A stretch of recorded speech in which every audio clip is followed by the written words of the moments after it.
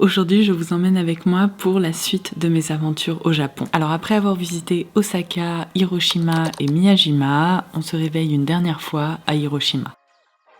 Direction la gare puisqu'on avait réservé un Shinkansen pour la suite de nos aventures.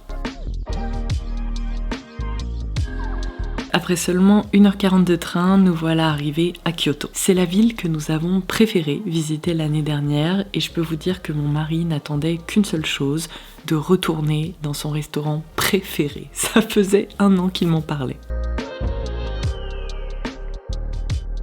Et le voici. Il s'agit d'une adresse familiale qui propose des ramen et c'est bien simple, il me dit que c'est le meilleur ramen de tout le Japon. Et puisque moi je ne mange pas de viande, je ne pourrais pas vous le confirmer, mais il y avait des options tout à fait adaptées. J'ai opté pour des pousses de bambou hyper bien assaisonnées, ainsi qu'un petit plat à base de thon mariné et de riz. Ensuite, petite balade au bord de l'eau et vous le savez, pour moi les desserts c'est sacré et je mourrais d'envie de retourner dans cette boutique qui propose des glaces un peu à l'italienne façon yaourt qui sont délicieuses. L'année dernière, j'avais opté pour celle à la vanille et cette année, ils proposaient une édition limitée aux fleurs de sakura et c'était délicieux. Et en mangeant notre glace, on a même repéré un petit nid d'hirondelles sous le store. On a ensuite continué notre balade à travers Kyoto et sans surprise, j'ai une nouvelle fois voulu embarquer Benja pour essayer de trouver un sac vintage.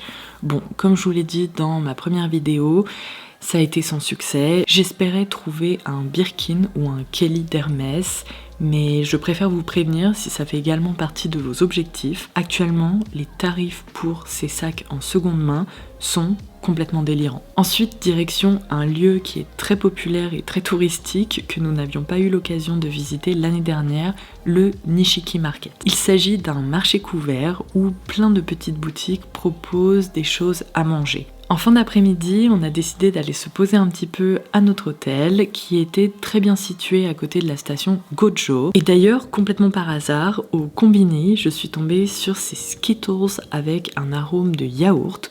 Je n'en avais jamais vu avant et vous savez quoi? Eh ben c'était très bon. En début de soirée, on s'est mis en route pour retourner dans une adresse qu'on avait découvert l'année dernière. Benja a opté pour un curry, alors que moi j'ai pris un riz sauté aux algues. Il propose également de très beaux desserts, mais gardez en tête qu'en toute fin de journée, la plupart des gâteaux sont sold out, donc n'hésitez pas à y aller plutôt pour le goûter.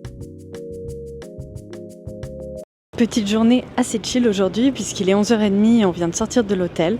En fait, notre seul programme de la journée, c'est qu'on a réussi à avoir des places pour le Nintendo Museum à 15h. Donc on va aller se balader dans un temple, on va se promener un peu dans le coin pour ne pas louper notre réservation. On continue de collectionner nos petits tampons, ici avec celui de la gare de Kyoto.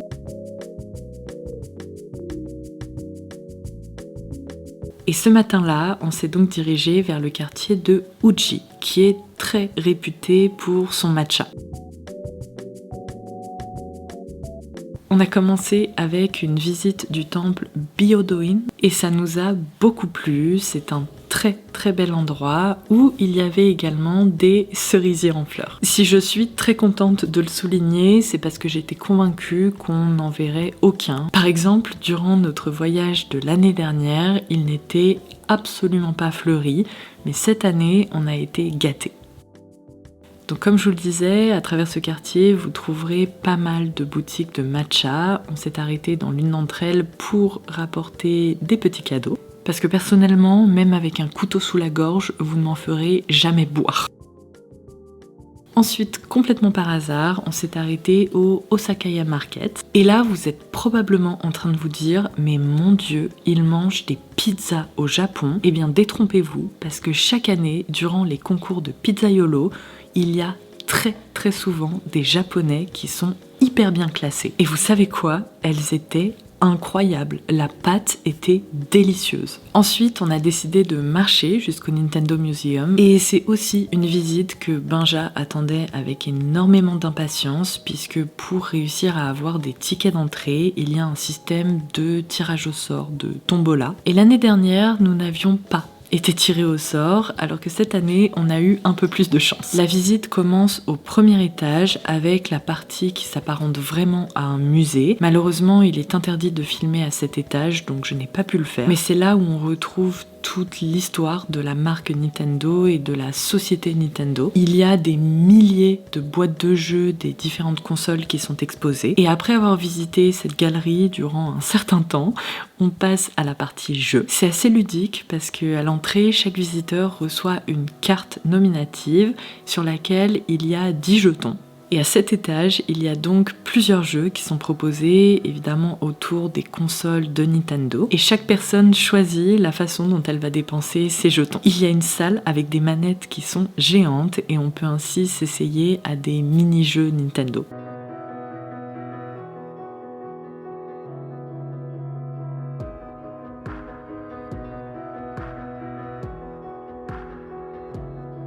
Bref, vous vous en doutez, dans ces endroits, le temps passe vite, alors on a passé tout l'après-midi là-bas et on a décidé de clôturer la journée par, surprise surprise, un sushiro. Qui est étonné, certainement pas nous.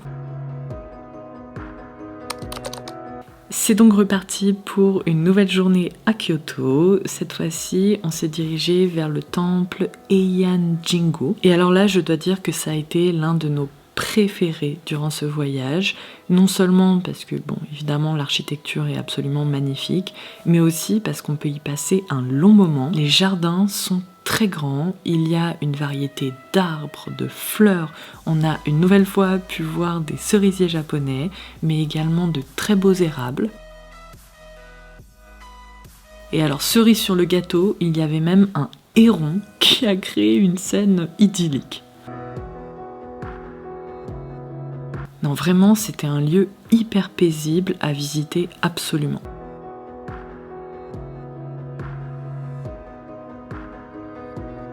Alors ensuite, on a eu beaucoup de chance parce que dans ce restaurant, donc Inode Udon, on a réussi à choper la dernière table avant que le restaurant ne ferme. C'est un restaurant de udon fréquenté par les locaux et on s'est régalé.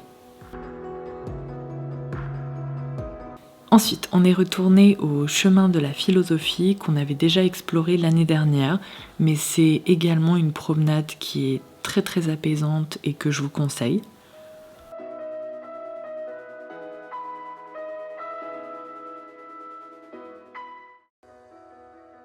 Et avant de clôturer cette journée, je voulais absolument passer dans une de mes boutiques préférées qui est Tsutaya Books. Je vous en reparlerai dans mon prochain haul dédié à tout ce que j'ai trouvé au Japon. Mais j'y allais principalement pour y retrouver les parfums de la marque japonaise J-Scent. À ce stade, on en avait vraiment plein les pattes, donc on s'est posé pour boire un verre et ensuite on a opté pour un petit passage express au Combini avant d'aller se coucher. Dernier réveil à Kyoto et c'était également notre dernière journée dans la région puisqu'on avait réservé un train en fin d'après-midi, je vous en reparle d'ici quelques minutes. On a décidé d'opter pour une visite qu'on avait skippée l'année dernière, la forêt de bambou. J'avais entendu qu'il y avait un monde absolument phénoménal et que c'était finalement pas un arrêt particulièrement recommandé et je suis pas tout à fait d'accord. Oui, il y a pas mal de monde dans la forêt en tant que telle, mais comme d'habitude au Japon, il suffit de marcher un petit peu et d'explorer la zone pour se retrouver dans des endroits où il n'y a plus personne. C'est exactement ce qui nous est arrivé durant notre balade.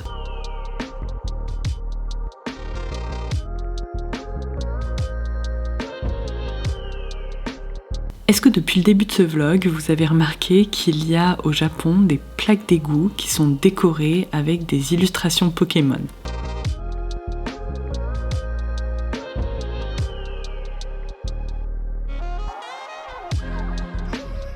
Comme je vous l'ai dit, c'était malheureusement notre dernière journée à Kyoto. Alors pour faire plaisir à mon mari, je lui ai dit, tu sais quoi, on va retourner une dernière fois dans ton restaurant favori. Et il était absolument ravi de pouvoir déguster son ramen. Alors à partir de là, la journée a malheureusement pris un tournant assez inattendu, parce que quand je vous dis qu'il a commencé à pleuvoir, Non mais des seaux d'eau. Avec bon espoir que ça s'arrête, on s'est rendu au temple Myoshinji, mais là on a dû se rendre à l'évidence et abandonner notre mission parce qu'on était trempé malgré le fait qu'on avait un parapluie. On avait donc quelques heures à occuper avant de se rendre à la gare, donc on s'est baladé dans une librairie avant d'aller se poser dans un café pour déguster une crêpe. Une fois nos valises récupérées à l'hôtel, on est monté dans le Shinkansen direction Nagoya. J'ai également pensé à filmer un room tour et alors là je dois dire que ça a été le meilleur hôtel de notre séjour. Je regrette un peu qu'on n'y soit pas resté plus longtemps parce que là vous allez pouvoir constater qu'on y a juste dormi avant de repartir le lendemain matin tôt, parce qu'on avait prévu un day trip. Mais heureusement, dans notre itinéraire, on avait prévu de profiter de Nagoya le surlendemain. Donc après cette longue journée, on s'est arrêté au Combini juste à côté de l'hôtel pour se réveiller tôt le lendemain matin. Dans notre itinéraire, on a pris la décision de s'arrêter à Nagoya pour raccourcir le trajet entre Kyoto et Takayama, et je dois dire qu'on a vraiment bien fait, puisqu'après avoir récupéré nos billets à la gare, on est monté dans le train en direction de Takayama. Et le fait de s'arrêter à Nagoya, ça a été très pratique niveau organisation, parce que ça nous a permis de laisser les valises à l'hôtel pour partir avec uniquement le nécessaire pour une seule nuit. Ce trajet en train a été magnifique puisque Takayama, c'est une ville ancestrale qui est logée dans les monts Ida, dans les Alpes japonaises. Donc on a déposé nos petites affaires à l'hôtel, on a récupéré une carte et on est parti explorer la ville. L'avantage, c'est que là-bas, on a vraiment pu tout visiter à pied. Vous voyez la carte, eh bien on l'a explorée vraiment en long, en large, en travers. Dans une des rues principales, on s'est arrêté dans une brasserie ou une distillerie de saké. Je suis désolée, je m'y connais absolument pas en alcool. Au début, j'ai vraiment cru qu'il s'agissait d'un repère à touristes et en fait, je suis revenue sur ma première impression parce qu'ils ont mis en place un système de dégustation de différents sakés et franchement, ça a beaucoup plu à Benja. On y est resté un petit moment, d'autant plus qu'ils ont une cour privée qui est très jolie. Vous allez pas me croire si je vous dis qu'on a de nouveau eu de la chance ce jour-là puisqu'on a réussi à choper une des dernières tables dans un restaurant qui est apparemment très connu à Takayama, qui propose cette fois-ci des nouilles soba. On a été hyper étonnés puisqu'ils ont pris la peine de traduire leur plaquette de présentation dans plein de langues différentes. C'est un restaurant qui a ouvert en 1898, je sais pas si vous vous rendez compte, et franchement, il y avait plein d'options. Moi j'ai opté pour les soba aux champignons et je me suis régalée.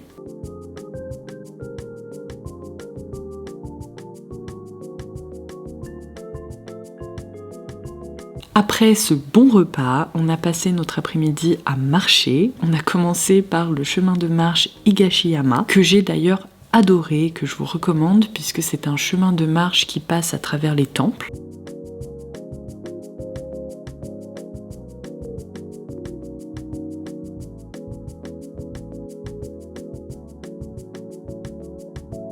Et vers 16h, on est arrivé à la fin de cette visite. On a continué avec un autre itinéraire recommandé sur le plan, qui était en fait celui du parc de Takayama, vraiment en hauteur. Alors je vous préviens, ce n'est pas un parc, c'est littéralement une forêt, ça monte énormément. Ils l'ont réouvert il n'y a pas très longtemps, parce qu'en début d'année, il me semble, des ours ont été observés. Et comme vous pouvez le voir, moi j'ai fait toute cette petite randonnée en ballerine Viveya, je vous en reparlerai parce que ce sont vraiment des chaussures qui sont hyper confortables. Bref, le temps de redescendre, c'était déjà le début de la soirée, donc on est passé rapidement à l'hôtel.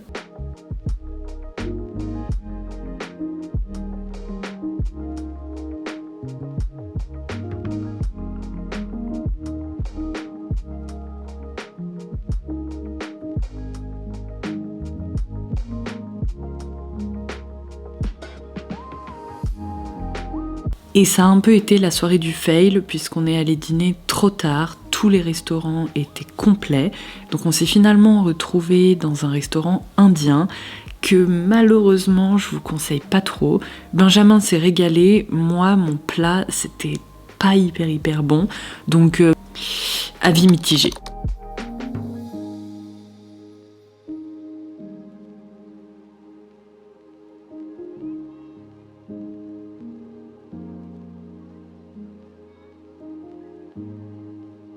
Je profite du fait que Benja soit sous la douche pour vous prendre quelques secondes, puisqu'aujourd'hui ça va être notre dernière journée à Takayama. On avait juste prévu 2 jours et je pense que c'était une bonne durée. Donc, bougez pas, je suis en train de chercher ma petite carte dans mon sac qui n'est plus là, évidemment. Je l'ai, je voulais vous expliquer ce qu'on va faire aujourd'hui. On a récupéré ça à l'office de tourisme hier et ça a été bien pratique. Donc en gros, hier on s'est baladé dans tout le centre-ville, on va dire, de Takayama, qui est hyper mignon. Toutes les images que vous avez vues ensuite, c'était notre balade à travers les temples, juste ici, ainsi que la ville et le parc. Alors entre nous, c'était pas vraiment un parc, mais plutôt une balade en forêt, ça grimpe pas mal, mais franchement c'était très sympa, très apaisant. On n'a pas croisé grand monde à part des locaux qui faisaient leur sport ou leur petite marche. Par contre sur le plan, ils indiquaient 2 heures et je pense qu'on y a facilement passé 3h30 parce que le temps de s'arrêter, de prendre des photos, il y avait pas mal de sakura, de jolis paysages et tout, ça a été plus long que prévu. Et du coup, la raison pour laquelle j'ai récupéré cette petite carte, c'était pour ne pas vous dire de bêtises, puisqu'aujourd'hui, on va aller visiter le village folklorique de Ida, qui est, il me semble, parce qu'on avait vu ça en Norvège lors d'un précédent voyage, une sorte de village ancestral un peu reconstitué. En tout cas, ça a l'air hyper joli, il y a même un sanctuaire et visiblement encore des petits sakuras, on s'en lasse pas. On reprend le train ce soir vers 6h30, donc on a vraiment toute la journée pour en profiter. Donc ça, c'est notre programme de ce matin et cet après-midi, on sait pas trop, je pense qu'on va retourner un peu en centre-ville historique pour trouver des petits souvenirs, continuer à nous balader. En tout cas, vraiment 2 jours pour découvrir quasiment l'ensemble de Takayama. C'était très bien. Donc je vais boucler mes affaires pour les laisser à l'hôtel puisqu'on passera les récupérer juste avant de prendre le train. La gare est vraiment à, 500 mètres. Ida no Sato, c'est donc un village qualifié de folklorique. En fait, vous pouvez considérer que c'est un endroit où ils ont reconstitué des maisons japonaises traditionnelles, datant de différentes époques. Et c'est assez fascinant parce que ça permet de voir comment les Japonais vivaient à différentes périodes. Il y a des structures de maisons qui remontent aux années 1700-1800 et on peut même les visiter, elles ne s'observent pas uniquement de l'extérieur. C'était hyper intéressant, bien qu'un petit peu long parce que je dois vous avouer que ce village est immense. Donc on y est resté très longtemps, ça nous a occupé une bonne partie de la journée.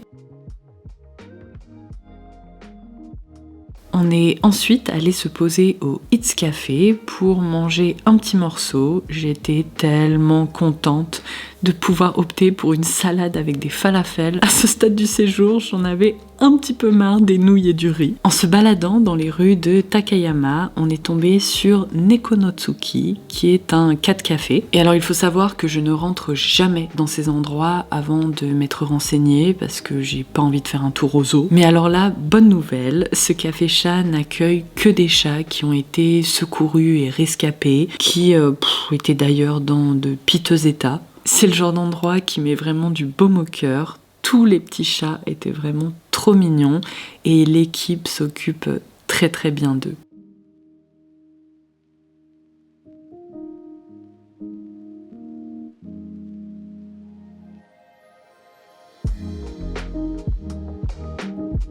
On a terminé la journée par la visite d'un autre temple qu'on n'avait pas eu le temps de voir la veille.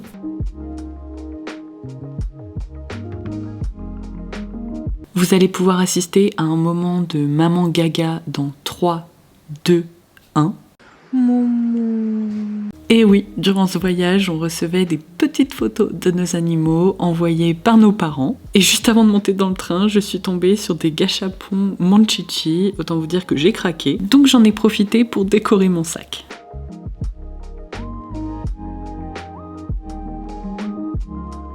Et du coup, vous savez déjà où est-ce qu'on retourne à Nagoya, puisque je vous ai déjà montré notre chambre d'hôtel au Nikko Style. Alors c'est parti pour une journée complète à Nagoya pour conclure la deuxième partie de ce voyage. Bon, par contre, ce matin-là, ma frange avait décidé d'être coopérative et ça, franchement, j'apprécie. Bref, on s'est dirigé vers le château de Nagoya qui, soit dit en passant, est absolument somptueux. Mais alors, complètement par hasard, on est tombé le jour d'une convention Dragon Quest, qui est un jeu méga populaire au Japon. Il y avait un événement à travers le parc du château avec, j'imagine, des quêtes ou des mini-jeux. Il y avait un monde, mais vous pouvez pas vous imaginer. Bref, nous on n'était pas là pour l'événement Dragon Quest, on a visité le palace Onmaru, et alors là, mais que dire, on en a pris plein les yeux. C'est un endroit qui avait été complètement détruit et qui a été refait à neuf grâce à des recherches historiques. Ils ont fait appel à énormément d'artistes et c'est impressionnant comme c'est beau. Les dessins sont tellement détaillés, mais franchement, on aurait pu passer 3 heures à regarder un panneau.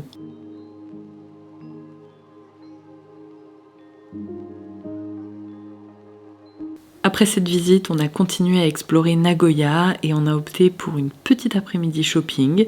Alors avant ça, j'ai goûté ce que je n'aurais jamais dû goûter au Japon parce que j'ai développé une addiction et j'ai envie de reproduire cette boisson à la maison. Il s'agit d'un frappuccino melon. Ah, quand je vous dis que c'est le truc le plus délicieux que j'ai pu boire de toute ma vie, mais un goût de melon hyper réaliste. En fait, j'avais un peu l'impression que c'était un granité avec de vrais morceaux de melon. Ah non mais alors là je vous le dis, il va falloir que je trouve une solution parce que c'est une exclusivité Japon et je comprends pas. C'est incroyable. Bref, cet après-midi a été rempli de gacha pour changer. J'ai également embarqué Benja dans la visite de magasins vintage ou seconde main. Bon bah malheureusement toujours sans succès, hein.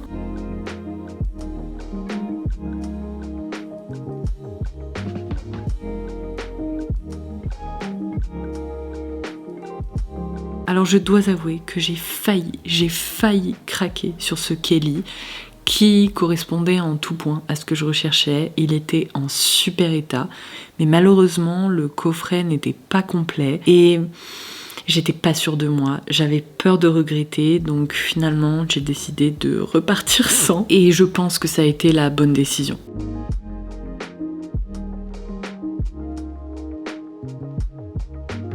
Ensuite, on a profité de Nagoya 2 nuits. C'est vrai qu'au Japon, il y a plein de paysages qui changent complètement la nuit et qui sont très beaux. Il faut savoir qu'il y a aussi une vie souterraine au Japon. Et est-ce que vous allez être étonnés si je vous dis qu'on a terminé cette journée par un sushiro? J'espère que ce nouveau vlog vous aura plu et en attendant la 3e et potentiellement dernière partie, je vous embrasse très fort.